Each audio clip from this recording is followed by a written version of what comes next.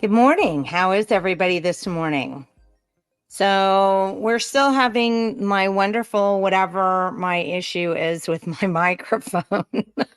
So we're going to be playing microphone tag today, Michael and I'll bring Michael on so everybody can hear me. Reverb. Except now I'm going to turn my microphone off, your microphone off. So all you can do is sign language. How's that? Are you good with that? Okay. Well, at some point, my voice enough to hear it that much. You know what I'm saying? So is it still feeding back in yours? No, I don't hear anything. You really don't? No. So it's just me that I'm hearing. Yeah. I don't. Okay. Well, I will go absolutely insane before the end of the day. We'll get it fixed here for the next show. We don't want you going. We don't want anyone making any more claims about you being any more insane. Oh, so I shouldn't say something like that. Yeah. Okay. Well, I will try not to say anything like that. I think I might have. No, I haven't figured it out. Okay. Well, good morning, Michael. And it's so nice to talk to you. And so good to see you this morning. Yeah. Good morning. We're getting ready to go into fall kind of a day, which is nice. Yeah. Well, I'm ready. You know, we do a lot of investments, global investments and things like that. And a while back, since you mentioned fall, and we've got a little bit of a cool down here from our summer temperatures, which is completely man-made. It's man-made global warming. I I think we all can agree to that. Anyway, what I was going to tell you is shut it. For part of one of our investments, we had an in-depth dive into certain temperatures and all kinds of things, and one of the places that was kind of vetted in this was actually the state of Oklahoma, and it was pretty funny. But you go back, so anyway, these guys are investment bankers, and they're doing all this stuff, and it was kind of part of an ESG report and all that BS. Yeah. But anyway, so they were graphing and charting and plotting all of the high temperatures, literally from like every major town over like 3,000 or 4,000, 5,000 people in Oklahoma. And when you go look at that, I'd say probably 95% of all those high temperatures were pre-1936. There were some there was a couple in the 50s, one or two in the 70s, one or two in the 80s. In 1996, there was like 2 or 3 towns. And then in 2011 was the only other time you had 2 or 3 towns that broke high temperatures. And the rest of them were like a couple in the 1890s, several in the early 1900s, like 1901 to 1904-ish. Then it seemed like there was another real hot spell, like right around 1936. But I'd say 95% of all those temperature records in Oklahoma were pre-1936. So all this global warming that's happened since 1936? Yeah, pretty much. Wow, that's busy, man. The environment has been busy. Yeah. And I tell people all the time, I got into an argument when I was in my father-in-law's store one time. You got into an argument? Yeah. No. Well, a guy came in, he's super trendy, liberal, and he was talking about oil and gas business and how bad and all the carbon dioxide and this and that, and how the ice caps are melting and the polar bears. I mean, he even went to the polar bear level. So anyway, okay. I just literally, I didn't want to get into a big deal with him. I just said, look, I said, I think we can probably agree that the ice caps have been melting for a couple million years. I said, I think we can rationally say that. And he's like, yeah. I go, okay. I go, well, I said, I don't think it's really anything we did. And then he just walked. Yeah, hung him on his own petard. Yeah, he just stormed out. I said, well, I said, Ice has been melting for a long time. Oh my goodness. Okay, well, so let's move into something equally as stupid.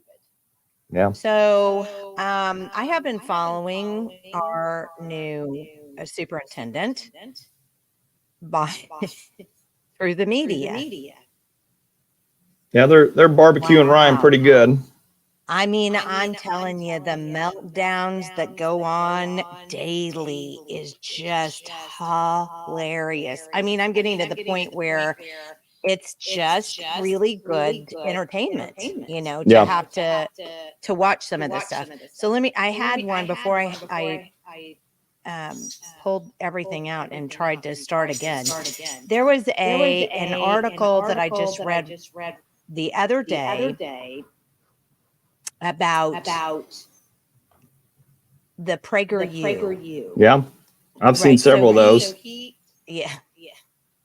So the one that I read said that basically teachers aren't going to do this. Now this is an article and I believe it was Daily Oklahoman, but it might have been hold on a second. Let me see if I can find it. I read one in the Tulsa World.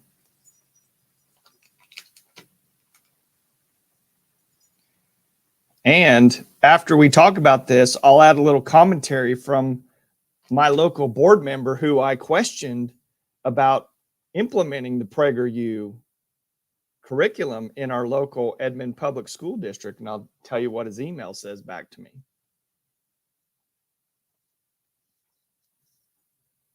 And then I went bye-bye because my internet isn't working. And so I'm starting to wonder if maybe it has something to do with my internet. Well, okay.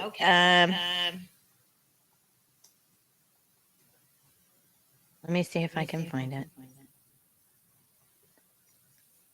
Here it is. Oklahoma teachers opt to skip PragerU. PragerU's cartoon version of history. Oh, cartoon version. Cartoon version of history. Okay, so let me read a couple of parts to you that I just thought were absolutely hilarious. While Ryan Walters endorses PragerU content, Oklahoma educators won't change curriculum. Walter's endorsement of PragerU and his suggestion that teachers use it as an instructional aid was the latest foray in his battle against what he calls liberal indoctrination in public schools. He embraced PragerU's mission well before linking the group's videos to the state website. There's no contract between the organization and the state, and no requirement that teachers use the free PragerU content or even look at it on the social studies page. The statewide teachers organization and some local school districts said they would stick to material that meets Oklahoma's academic needs. Catherine Bishop, president of the Oklahoma Education Association, said, OEA continues to believe the curriculum offered in Oklahoma should meet the high standards set by our local education professionals. PragerU isn't a legitimate, accredited education organization. It's a media organization whose creator has admitted PragerU material indoctrinates kids. Do you honestly want to barf, or is that just me? Well, it sounds about it. I have the Tulsa article that I pulled up, and it basically says the same thing. It says, despite its name, PragerU is not a university or an accredited education entity. That it goes down farther, and they said their educational videos are meant to promote American values and serve as a free alternative to the and American values aren't funny. Yeah. So. Well, it's so funny when you impose on the left's playground. I mean, honestly, you can't Michael, we them. need to become a comedy show. That's what we need to do. We need to become a comedy show. And then all of our material we could just pull from Tulsa World and Daily Oklahoman about Ryan Walters. Well, and I think that's the thing, Jenny, is Christians have always been so accepting and loving and forgiving and kind, and they don't want to push any buttons. They just want to be left alone. But until we use a little bit of the memeing against the ridiculousness and the joking and just pretty much making fun of these people, that's where it hits them, right where it hurts is when you use those tools. And we don't have to be dirty or anything like that, but just making fun, just pointing out, say, hey, this is a little ridiculous here. Look at this. Me, I'm the meme master. I need to just You are. Oh, don't start. I just need to Okay, start so let doing me that. finish. You do actually. So let me read this other because this is good for a laugh. Sean Heim, executive director of the Oklahoma State School Boards Association, said school boards are responsible for working with local educators who are experts in their subject area to determine the curriculum that will best allow students to meet the state's academic standards. Oh my God, Michael, these people say this stuff. Yeah. Well, so I That is emailed. the funniest thing I've ever heard. Seriously, OSSBA, Sean Heim, saying school boards are responsible for working with local educators who are experts in their subject areas. Just out of curiosity, how many drag queens does it take to be really good at in their subject area? Yeah. Well, and I guess that makes school boards completely responsible for all the library books, Jenny. Oh, wait. Oh my goodness. Let's reread that. School boards are responsible for working with local educators. Oh, so he does say in here, maybe this is the little thing to meet the state's academic standards. Maybe somewhere buried in the state's academic standards is teaching kids how to have, anal and oral sex. And I'm just missing that. Yeah. Well, I emailed that to, I asked my local school board member, if he's planning on adopting or giving the option of the PragerU curriculum in Edmond Public Schools. And he just said, basically, well, I'll just read what he said. Here, I got it. Okay. It says, make sure to do your best voice, your best elitist voice. Yeah, that's you need your NPR voice. Correct. Anyway, I have not vetted the material since it is not part of our district curriculum. That's all he said. So I guess what I'm going to respond back in an email is, so I guess because whatever's in there, I mean, maybe he's really doing a great job. He's vetting everything. So that means he's vetted the library books. He's vetted the the sex ed, program. He's vetted the suicide prevention program, which none of the, I guess he agrees with all of that. Yeah. Well, I mean, he basically said that. Well, I mean, I'm glad Ryan put that in and gave the option for it. I think there probably are going to be school districts that use it. And you know what? We just need one single district, Jenny, to really break away from that OSSBA control module of this is how you do it, to where control these kids, module. Yeah, that's what they are. The Borg. Yeah, they are. And really get these kids into a situation to where they're 90 plus proficient in reading and math. And then they have a liberty-based, Christian type of, almost classical education. And they are just the best school district. It could even be a little small district, but hands down, what they do is the best. And you just start turning heads. Well, I have to say, when we did the Common Core stuff, and then we had the opportunity to get people to comment on the new Oklahoma standards when they were put out under Joy. And when we did that, we had a number of people who were on the actual Core Standards Board who left the initiative because they knew that it wasn't. None of the curriculum was really teaching anything that it needed to be teaching. Yeah. And so we literally had all of these people who had jumped ship to Common Core who were saying, look, looking at the state new state, standards. And they were saying, hey, this is Common Core. This is Common Core. Oh my gosh. I remember thinking, and this is how naive I was back in 2014. I remember literally thinking to myself, they're going to be people are going to be so excited that we had the opportunity to make these voices that were, that knew what was going on with Common Core, that were literally sitting on the board, that know where the problems were. We're so lucky to have these people. Oh, you would have thought.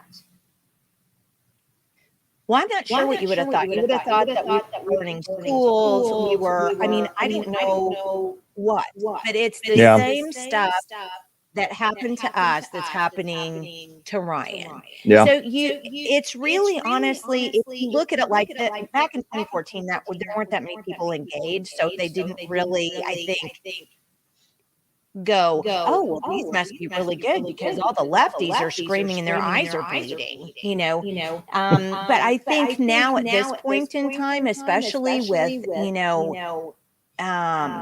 people legitimately are seeing what Ryan's going through, like this ridiculous stuff with PragerU. And I think people are maybe coming to the conclusion that, oh my gosh, these people are insane, and they're going to scream and yell and carry on and have all of these, meltdowns. I don't think you can, honestly, Michael, I don't think you can call some of this stuff like Alina Ashley praying. She said like a 15-second prayer at the graduation, and you would have thought she legitimately put a bomb on stage and walked off. Yeah. It was the most ridiculous, asinine thing, the way they just came and shut up. I mean, it was crazy. Yeah.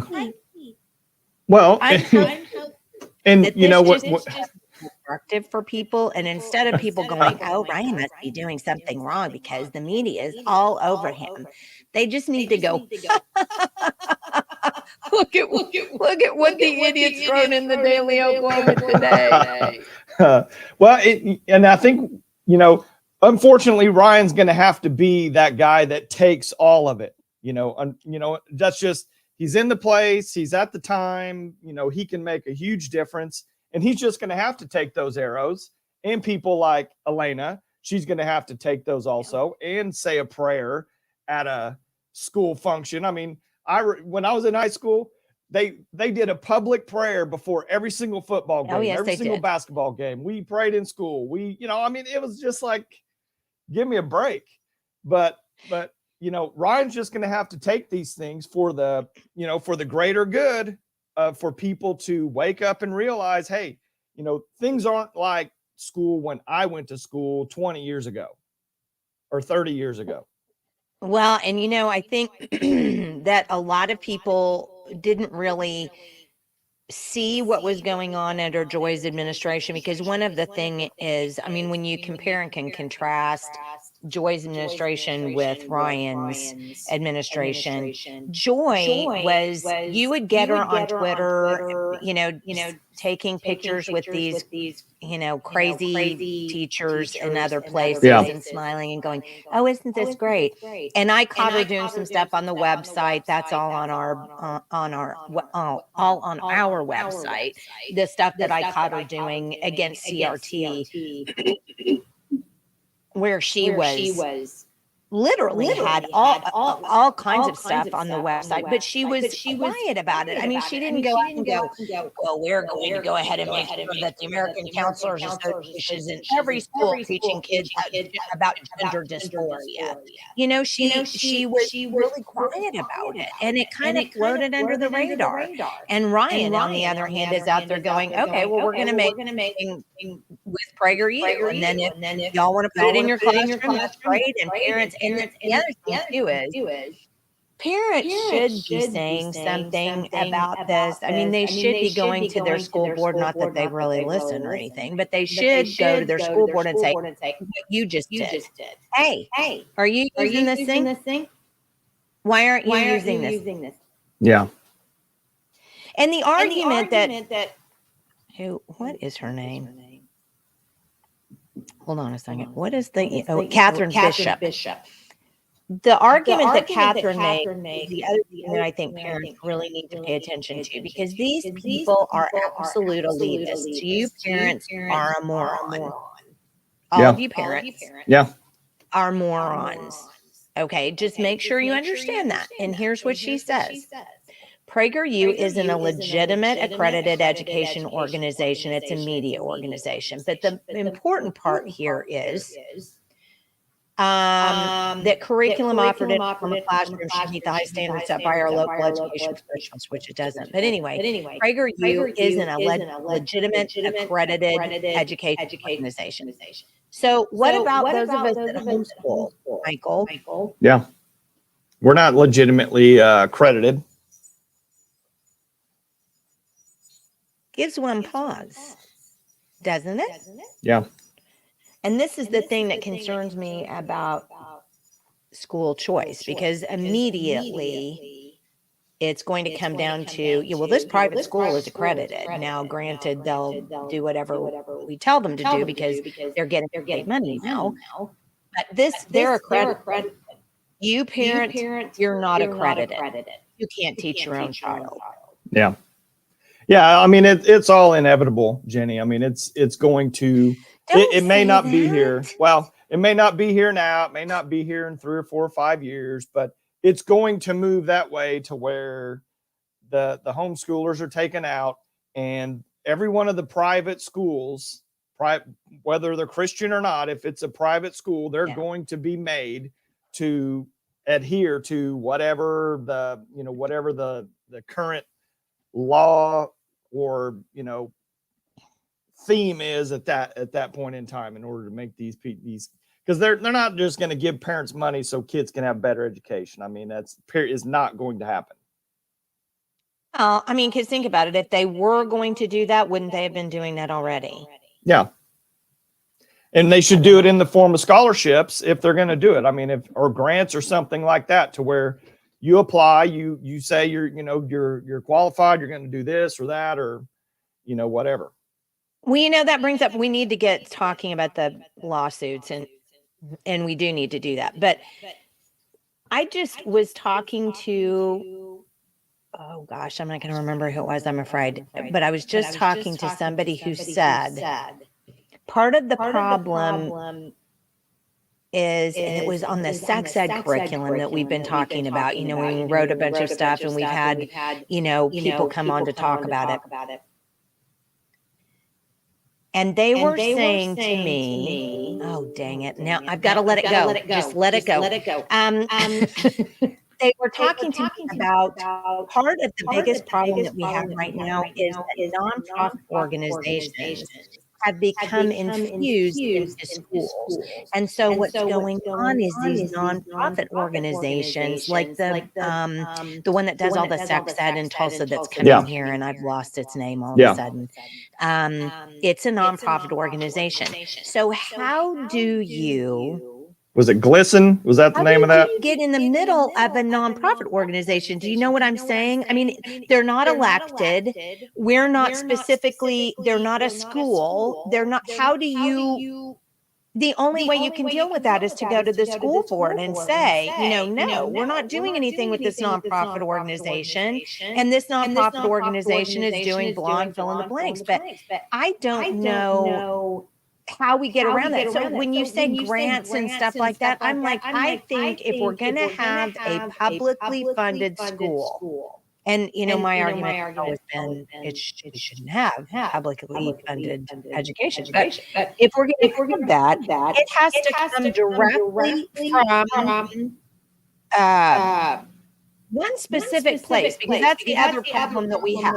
So you have property taxes, you have appropriations, you have the lottery, you have marijuana sales, you have, oh, what's the other one about the land?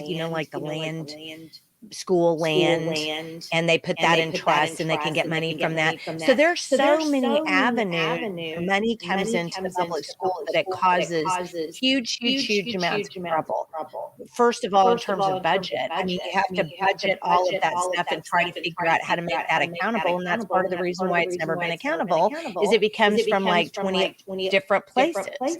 And and foundations, like Edmond has all those foundations, Yeah. right? And so then people donate people money to these foundations, and these foundations come in and buy these great big SEL blocks like they did in Edmond. And SEL, as we've said over and over again, is nothing but a CRT birthday party. I mean, it's like everything is CRT. So there's got to be a way that we deal with that somehow. And I'm just not sure how it is. But if I were the king of the universe, or queen of the universe, I would say, no, we're doing, you're going to get one funding stream, and it's coming from here. And that's how we know where it's going and where it's coming from.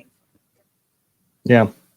Well, just think, Jenny, how much money would you really need to just teach kids to read and write and do math? The price of really, some books. Yeah. I mean, you wouldn't need, not computer programs. Yeah, you wouldn't need the $8 billion or whatever, we spent last year, whatever it was. $2.4 billion. I think it's higher than that. Well, you may be right. Okay, so let's have time to talk about these lawsuits. Do you want to go first, or do you want me to go first? You can go first, but I do want to tell you a real quick little story about Joy. Oh, okay. Since we were just talking about Joy, and we're still on the education side. So when I was running for school board, I went to a prayer group of an older generation prayer group. Everybody was like in their probably 60s, 70s, 80s. And I went. Well, I went. I went over to meet them, and I went to their group and had dinner with them. We were talking, and I said, the reason why I'm here is I want to show you something. I said, this is all documented. These are books in my daughter's class that she has to read as a freshman in high school. And so I said, I can read it, or I can just hand these around and let you guys read them. So I just handed them out. And then one of the women that were in there, they were so beside themselves. They're like, I just have to read this out loud just so I make sure everybody's hearing this. So anyway, she read one of Janelle's book reports, the entire book report. Well, in that room with us was BJ from the Oklahoma City Whiz Kids. Okay, yeah. And BJ was literally beside herself. Also, yeah, she never heard anything like that before. Well, anyway, I saw her, she got right on her phone, and she took a picture of that, and she texted Joy. Okay. And Joy texted right back. And I was talking to BJ when all this happened. And Joy basically just said, I'm part of a fringe parent group, and that's really not happening in our schools. That's what Joy told BJ about the books that my daughter's reading in her classroom. What did BJ say after she said that? I don't know. I mean, that was right at the very end. And I said, I just said, look, I said, regardless of what Joy says or does. And then BJ said, she goes, I want you to take all these reports, email them to Joy, copy me, copy these other people, do all. I said, I'm happy to do it. I said, but Joy knows all about these. Yeah. And then, just kind of nothing ever came out of it. I mean, I did everything, but yeah. So how do you consider this person any good for education when Joy would say something like that? Yeah. Yeah. Anyway, I never told you that. I thought I'd throw that in there. Yeah, well, thank you for telling me that. Okay, so everybody, I think, remembers when we had Bryce Chaffin, and I think I've got some pictures in here that I can show. I might. I have actually an extra monitor, and my husband set it up for me, and I can't figure out how it. Well, I need to come over there and fix your mic and hook up your. Come on down.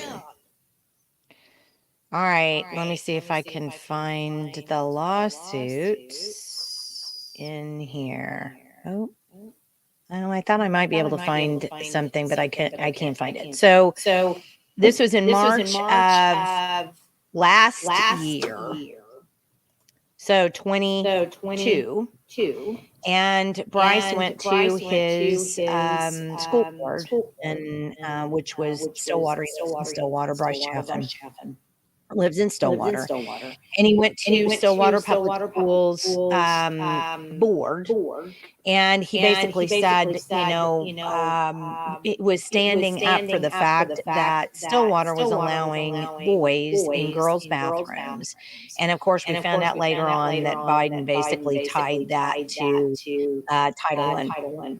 And so if you want to have school lunches, then you're going to have to let boys in girls' bathrooms. But at any rate, Bryce went. And in the course of his speech, you were allowed to speak for 3 minutes. And Bryce had spoken for 40 seconds, I think, and he mentioned Jesus, or he mentioned something in the Bible. And all of a sudden, the board started saying, Mr. Chaffin, and getting, frustrated with him and kept interrupting him. Well, finally, at one point, he basically started talking about, the scripture that says, and God made them man and woman, and man and woman he made them. And he basically, the school board said, and I mean, it seemed like it was all of them, so many of them said, you need to stop. And then the school board president, interim president at the time, said, you need to be seated, Mr. Chaffin, your time is up. So he starts to say, well, but I have 3 minutes. Can I just finish my 3 minutes? And basically they sick an armed Stillwater policeman on him and removed him forcibly from the podium. And so I saw the video of that, and I was like, this is the most egregious thing I've ever seen. So Maria Seidler, who is an attorney in Tulsa, she and her husband are retired attorneys, and Maria has gotten involved in education here in Oklahoma, and has been trying to force the issues that we've not been getting anywhere with through the courts. So she helped us with a lawsuit against the Stillwater public school system, in which we sued the school board members in their official capacity and the superintendent in their official capacity for basically not allowing Bryce his religious freedom to say what he wanted at a school board meeting. Well, so what ended up happening was the first time that it went to court, we had kind of an activist judge who ruled for the school. And mind you, this is the important part of this whole thing. This is what we were asking, that Stillwater school boards apologize to Bryce.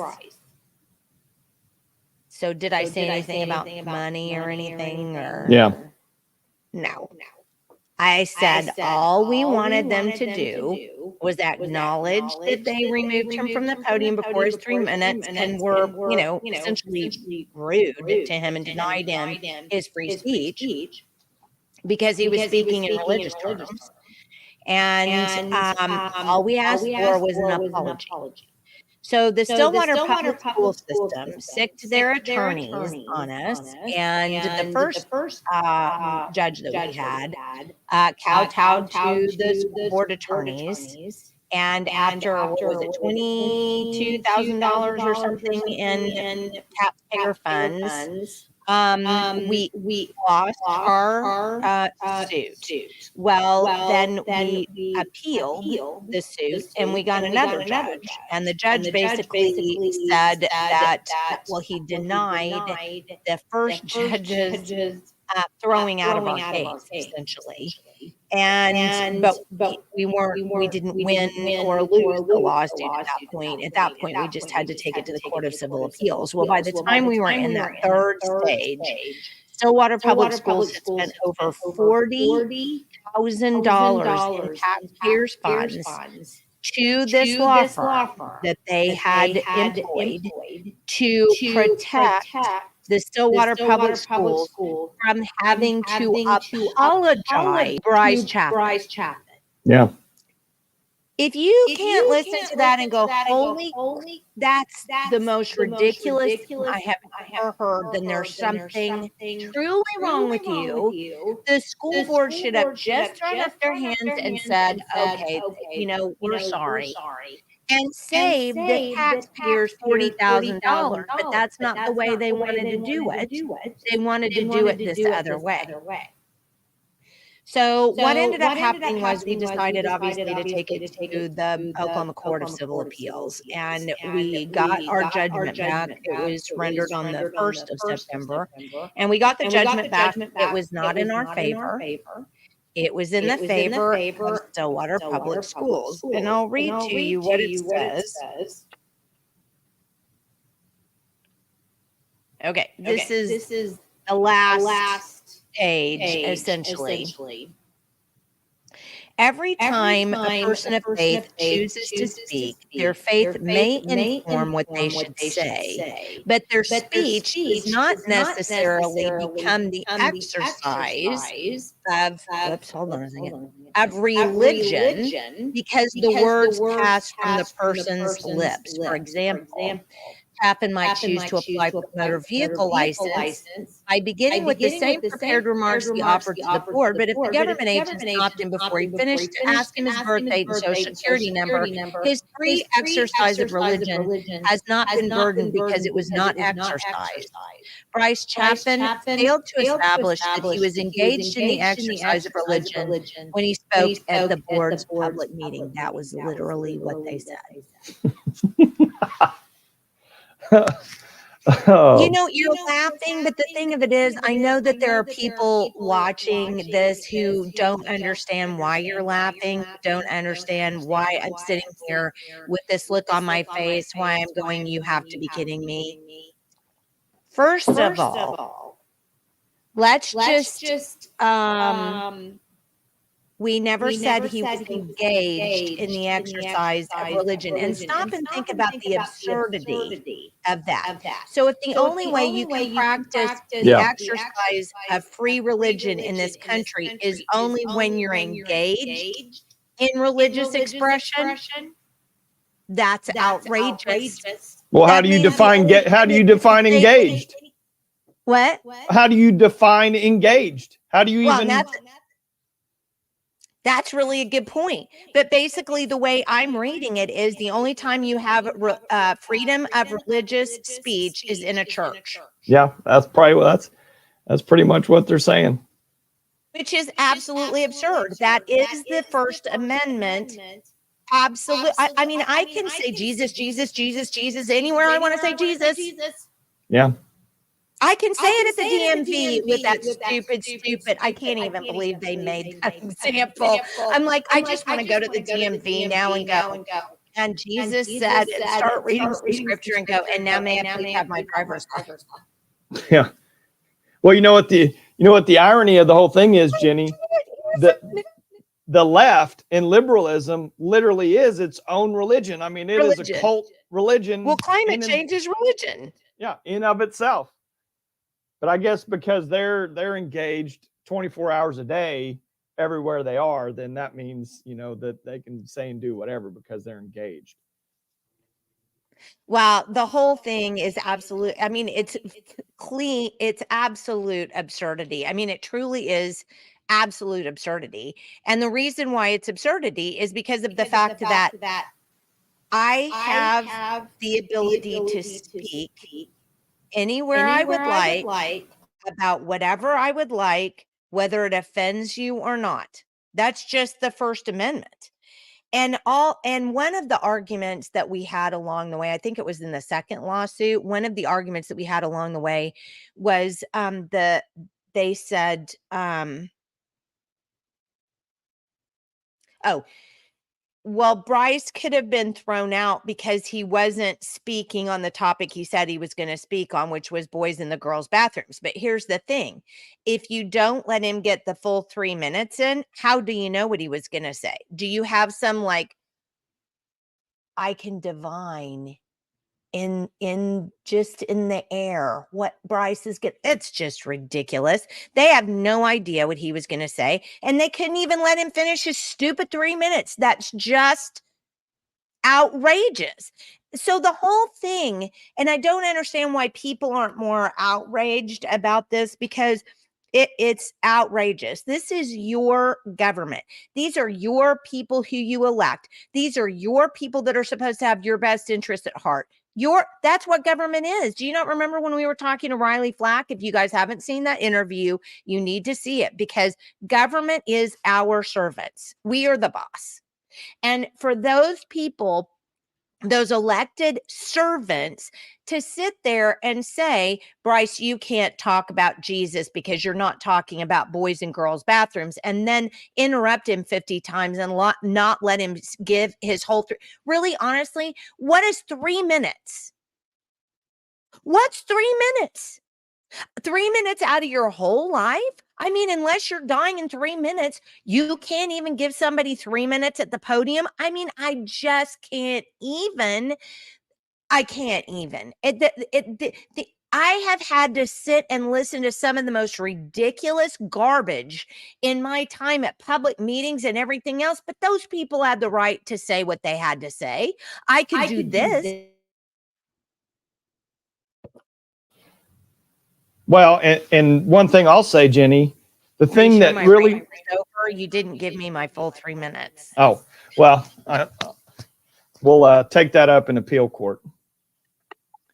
The thing that really, really, really bothers me, not just in Bryce's case, but in all of these kind of precedent-setting issues, are we're allowing us, free, sovereign people, citizens of Oklahoma, we're allowing these policies, okay, these policies that are put in place by these boards and by these, those are just procedures, basically. That's just the way that they say they're going to conduct, but that their policies don't overrule our own constitutional God-given rights to free speech or whatever it is. I mean, I don't care what their policy is.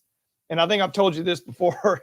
One time I was in a meeting with the superintendent, okay, and she was telling me about all these policies and all this stuff. And I said, look, I said, your policy matters to me about as much as me going in the bathroom at Taco Bell and it says I have to wash my hands. I said, that's their policy to conduct their business, has nothing to do with me. And she was like, well, I do hope you wash your hands, though. Well, I do, but I was just making a point. I was just making a point that, there's nothing in the Constitution that says I have to do that. I mean, that's what I'm saying. But that is the point. Their stupid policies can't infringe upon our constitutional rights. But what happens is this, and you said this earlier on, it's a way to scare parents. So if I want to go talk to my school board and I want to have a say, but the guy in front of me just got escorted out by uniformed police officers, I'm going to be sitting there going, do I really want to say what I want to say? Not really sure I want to do that now. It's a way, and wake up, people. It's a way to make you behave. Stop letting them make you behave. Do what you want. Well, that's really that's really what it all comes down to. It's just kind of like that compliance issue. As we keep going along with everything they say, they're going to keep pushing the bar farther and farther. If we give them 2 weeks to stop the spread, we're going to ultimately be in complete lockdown. You can't even go to your house or go in the store. I mean, that's where it's going to go. High five on that one. Yeah. I mean, that's where it's going to go. Yep. So in Edmond, the parents sued the school district over the discrimination, and I'll call it discrimination all day long because that's what it is. Right. And that's what Judge Andrews cited, was the discrimination between an unvaccinated and a vaccinated student, the way they were being treated, and counting that case kind of revolved around the attendance issue. So the school was still counting unvaccinated kids that were quarantined as attending, so they could, still get money and still count them as present, and the whole 9 yards. Make sure people understand how schools get their money. It's butts in seats. Yeah. Yeah. So every day the school has to report to the state how many butts are in seats, and that number is used to determine how much money they get. Yeah. So although so we'll just kind of recap real quick. They had a mandatory 10-day quarantine if you were contact traced and you're unvaccinated. So a vaccinated student had no bars. There was no barrier to coming back into school, whether they were contact traced or not. If they were vaccinated, they could go to school all day long. An unvaccinated child, if contact trace, had a mandatory 10-day, even if you provided a test, even if you if you went and got tested, that you still had to sit, and it was no, you still had to go sit out the regular, the regular full quarantine period. So even we if had you got a test. Oh yeah. There was no exception. Like, so I know many parents, their child was contact traced, they immediately took them up because the school provided a location for free testing for the entire family. So if you had a contact trace, you could go test that child, and you could also test your entire family. So I know parents that their child was contact traced, they immediately went over to the testing location, they got tested, and they got a negative, and they were still not allowed to come back to class. So you had this just complete failure of virtual school, which it was a failure, because at that time I had 4 kids. I had 4 kids in public school at that time.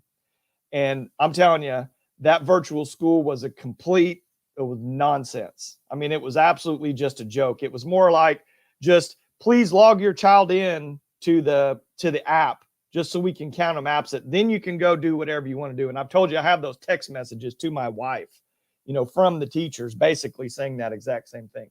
Anyway, so we went to district court. We won decisively in district court with Judge Don Andrews, and he cited the Equal Protection Clause of the 14th Amendment. They were treating one sect of kids completely different from another. So, and you can't do that. He said, if you want to have your policy of quarantine, it has to be unanimous whether you're vaccinated or not vaccinated. You can't just single out the unvaccinated kids and go.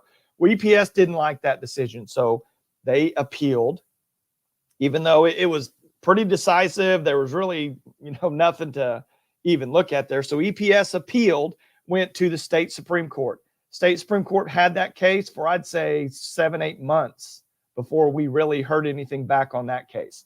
And the state Supreme Court kind of, they looked at the entire case of Judge Andrews, and they didn't even go into the 14th Amendment. They said they didn't even need to go in, because the EPS was appealing that 14th Amendment equal protection ruling is what they were actually appealing. So the state Supreme Court said, look, we didn't even have to go that far, because this thing already violates 658, which was put in prior to that school year in the first place by Governor Stitt. And I think it was signed under emergency order. So it went in, effective the day that he signed it.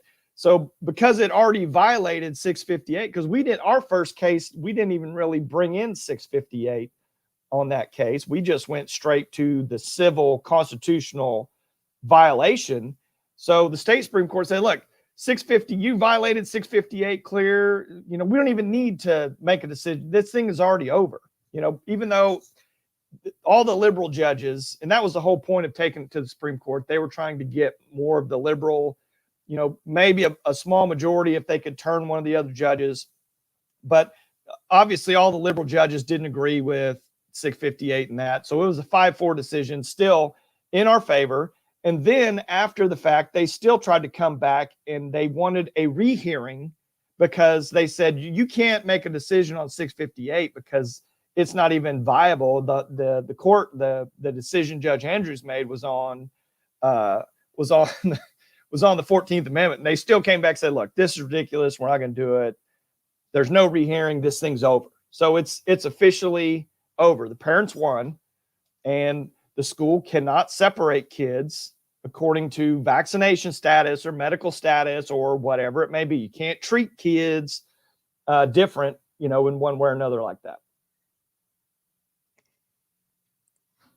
So what does this mean for the parents then? I mean, can you get money from the school as a recompense? I mean, what exactly is this going to do?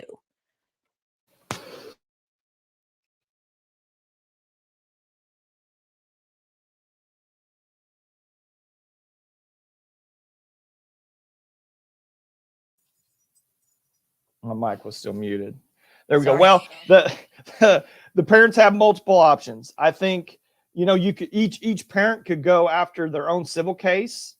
Whether it's directly with the superintendent or board members, or they could go together as a group like that.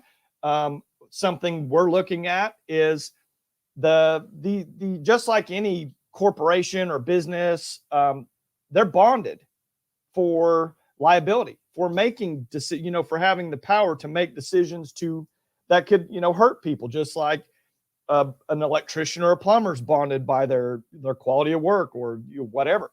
Well, we're going to at some point really explore and pursue just simply filing claims on their bonds. So what's the next step? Well, the next step is, now that it's completely over, I don't know if we've kind of prepared a press release. I don't know if it's gone out yet. I haven't really seen it. I need to talk to the attorney, but ultimately we need to come together as a group, as plaintiffs, and all the affidavits and all the people that were affected. And then there's a whole whirlwind of other people that weren't even in our lawsuit that we didn't include because it was just so much repetition. So, I mean, we'll just come together as a group and kind of decide, how are we going to pursue, we'll just say, damages in some capacity, because there was clear damage done to multiple kids, Jenny. There's still kids that have psychological damage, to this day, still have that fear and that apprehension that they might have killed their teacher or their classmate or, whatever. I know kids still. I was talking to Emily just not that long ago, and she said, one of her real good friends who was part of the lawsuit still has issues with their child and those types of thoughts. Oh my gosh. So what when it's all said and done, the only way you really can maybe affect some changes, you got to stick it to these school districts or these public entities or what. You have to sue them, and you have to just make them pay, because that's what their entire life is about, is just they want to collect as much money as possible, state funds, government funds, Fed funds, whatever it may be. And they don't distribute that out, in my opinion, the way that it should be. But if we can ding them, for turn 50,000, 500,000, $1 million, $5 million, whatever it may be, then you got a headline that can go across the country and say, these parents stood up for their kids. These parents fought their school district. These parents won, and these parents received compensation for damages that happened to their child. And this is how you do it. Well, I think a lot of the things that people are going to say, especially after hearing what we've got to say today, is, hey, that's great. I'd love to do this, but A, I don't know any attorneys. B, I don't have all the money in the world. How am I going to even manage to do this? And, we do work with a couple of attorneys that, we can ask for help, however, we also have to have donations to them too. I mean, they're retired, but and we need more attorneys. I mean, if you're a retired attorney and you just feel like it would be fun to do something else, I mean, look us up and and help us out, because we've got so many parents and these schools are treating so many kids so badly. And I want to say a couple of things. So in terms of suing schools, I live in a district where they wanted to raise a bond again this year. I mean, so many school districts have these school bonds, and people don't understand that a bond essentially indebts your property. So you end up having to pay more property tax. And on top of that, you don't own your own home. I mean, the state owns it, because if you don't pay the tax, they come take it away. And people don't understand this. So the whole point is the school bond came up, and if the kids were like 80% proficiency, 90% proficiency in math and English, I would maybe, and they could really show a need, I think, I might think about it. But on the other hand, there are nonprofit organizations that are willing to come into schools to teach kids about anal sex. So why is it that we can't have those same nonprofits putting in a gym? I mean, everything is so upside down. So one of our neighbors actually took an online law class. I mean, literally took an online law class. He figured out, after taking this online law class, how to sue the school district because they're improperly even asking for the funding anyway. It's something called conduit financing, which is constitutionally illegal in Oklahoma. And he figured this out after taking this law course. And I hooked him up with our, friends who are attorneys, and he just kind of helped him, show him how to do the paperwork.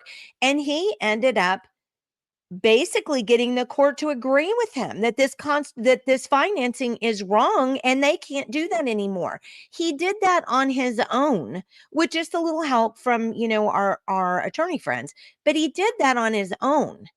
I mean, I understand that not a lot of people have time, and we all seem to say we don't have time for this and we don't have time for that. And I get it. And I do. But at some point, if you really want things to change, you have to be the change. Nobody's going to be the change for you. And if you don't decide that you're going to make the change and you don't do it, then it doesn't get done. And I guess it's true that what's that axiom that 10% do 100% of the work or something like that. And that may be true, but that's not the point. The point is, if you see something happening and you don't like it and it's wrong, there are ways to rectify the situations. But the issue is, you have to be engaged enough to decide you want to do that. You have to be engaged enough to get help to get moving to be that change. And gosh, that sounded be that change. But seriously, that is huge. And I hear myself echoing again, so I'm going to be quiet. No, go. No, I was just going to say that was a nice PSA. We ought to cut that and put that in a short and play that. You can be the change. It's up to you. You can be right there with. You can get it played on PBS or something. Well, but I mean, it is true. He did that. He literally, and he was so excited when he came back because it was with Judge Andrews again. Apparently, Judge Andrews needs to be sent a fruit basket or something for literally following the Constitution, where so many judges don't seem to do that. But he was very kind to my friend, and actually kind of helped him along even. And that's the thing. I mean, that's a great judge who understands that the people really are the law. I mean, we are the law, but we just don't anymore. We don't know how to remedy our situations for ourselves. So we just throw up our hands and we say, well, I have to get an attorney, but I can't get an attorney because I can't afford an attorney, or I don't know an attorney, or how. And we've got to stop that. I mean, we really do. We are the people, that are going to make those changes. And then the other thing that I wanted to bring up before we close out for today, I have a friend who has a severely autistic child, and she has told me things over the years about how special education students are treated in public schools. And I have kind of felt terrible, but not really knowing what I could do about it. And Michael and I are going to upcoming. So I want you to if you know of people who are in that position, who have been mistreated by schools and they have a sped student, please reach out to Michael and I. You can see our email addresses are right there. Please reach out to us. We are going to start doing some specials on special education students in public schools, what's happening to them. I mean, I called you the other day, I mean, almost in tears, just crying because of what this lady had called me to tell me.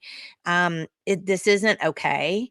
And I think a lot of people don't know that this is happening. And I think if people understood what was going on in public schools with those kids who need us most, the kids who need us most, the kids who need protection the most, I think you would be disgusted and want people's head on a platter. So,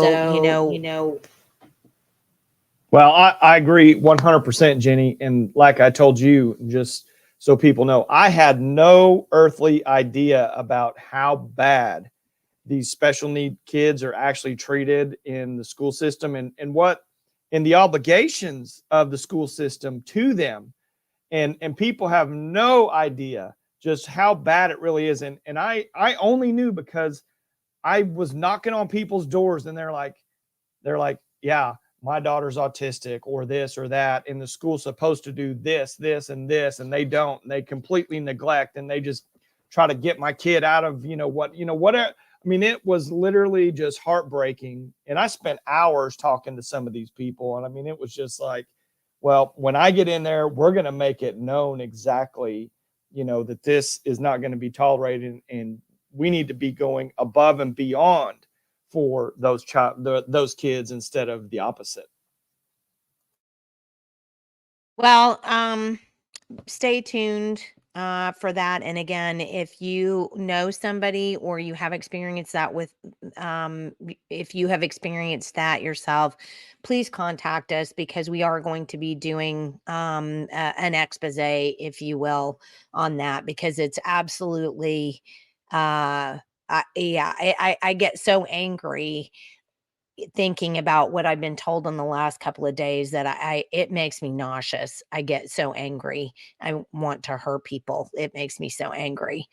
So I think we'll cut it off today, especially because of the microphone issues that we're having. And poor Michael has to keep muting himself when I talk. Otherwise, it just keeps going. So we'll get off of here today. Is there anything else, Michael? Well, now you just look like a sad dog. No, nothing other than we are volunteers. We do need help. Any kind of help you guys can give us is always just greatly appreciated. And we will put your money to work for the right reasons, and it will go to the right things. Well, and I did want to say I did change our donation page just yesterday on our website. So it's rope2.org.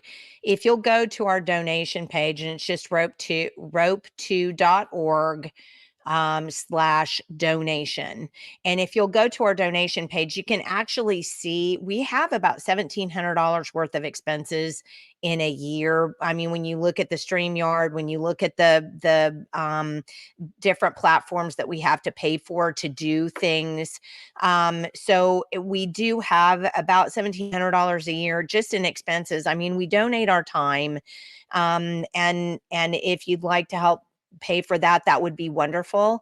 But definitely we do have expenses. And if you'd like to go to our donation page and see exactly what those are, and then you can even reach out to our treasurer, if you'd like to talk to her, because I know a lot of people get heartburn when they say, we are not a 501c3 or 501c4 organization. Well, guess what? We're not going to kowtow to the IRS under any set of circumstances. And we're not going to be put in a situation where we have donors that might turn around and say, like so many nonprofit organizations in this state that are grassroots based or so-called grassroots based, and our donors say, well, you need to do this. So we don't want to put ourselves in that position. So we've not been doing that, and we've just been funding it out of our own pocket since 2008. So any help that you can give us would be wonderful.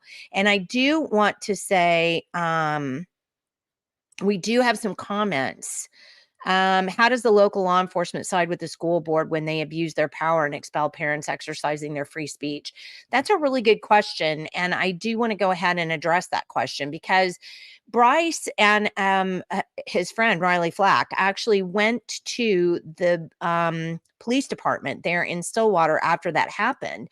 And he said, he went to the chief of police and he said, hey, how come this happened? I mean, I wasn't even doing anything. There was no reason for you to even interact with me at all. Why would you do what you did, which is throw me out physically as though you were going to arrest me or something? And guess what the law enforcement agent said? Again, with the Porky Pig. I mean, they don't have anything that they can say because they know they're wrong. And yet they do it anyway. Well, but it's the school, and the school is the center of the community. No, the school is not the center of community. Family is the center of community, and God is the center of the family. So we're completely off. That's part of the reason why we're out of kilter. We are not even on the right page here. So don't even put up with that in your district. That's completely wrong. So here you've got these law enforcement officers who are literally kowtowing to the school board because they're the center of the community. That's just nonsense. And then they say the government culture is to silence anyone that's arguing with the ruling powers.